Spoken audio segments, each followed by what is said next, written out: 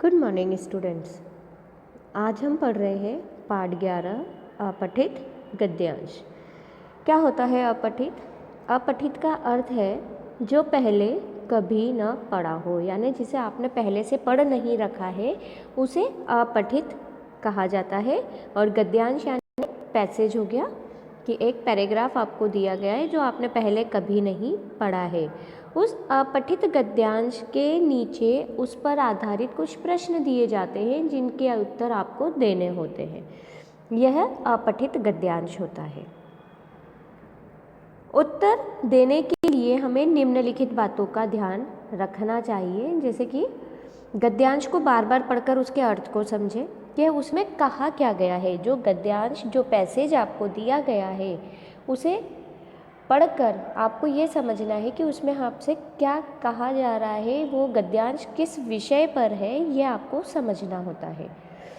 मुख्य बातों को रेखांकित करें। जब आप उस गद्यांश को पढ़ रहे होते हैं तो जो आपको लग रहा है कि ये इम्पोर्टेंट लाइन है इसके लिए, इस पैराग्राफ की, उसे आप अंडरलाइन करें, रेखांकित करें। रेखांकित करने का मतलब होता है अंडरलाइन करना। मुख्य बातें यानी मेन जो आपको लग रही है कि ये मेन लाइन है, इम्पोर्टेंट है, उन्हें आप अंडरलाइन करें। उसके बाद आप प्रश्नों को पढ़कर उनके सही उत्तर गद्यांश में से ढूंढें। जब आप प्रश्न पढ़ रहे हैं उस पैराग्राफ के, उस पैसेज के, तो उन्हें पढ़कर फिर आप वापस से उस पैराग्राफ पर जाइए, उस पैसेज पे जाइए और उसे पढ़िए, उस गद्यांश को पढ़िए कि उसमें जो प्रश्न पूछा गया उसका आंसर कहाँ लिखा हुआ है, उसका उत्तर कहाँ है, और उस उत्तर को ढूंढें। सटीक और कम शब्दों में उत्तर लिखें, यानी आपको शॉर्ट एंड स्वीट बहुत अच्छे से उसके आंसर लिखने होते हैं। यदि उस पैसेज के अंदर काफ़ी बड़ा आंसर दिया गया है तो उसे आप कन्वर्ट करके अपने शब्दों में कैसे छोटा कर सकते हैं और आपको छोटे छोटे आंसर्स देने हैं।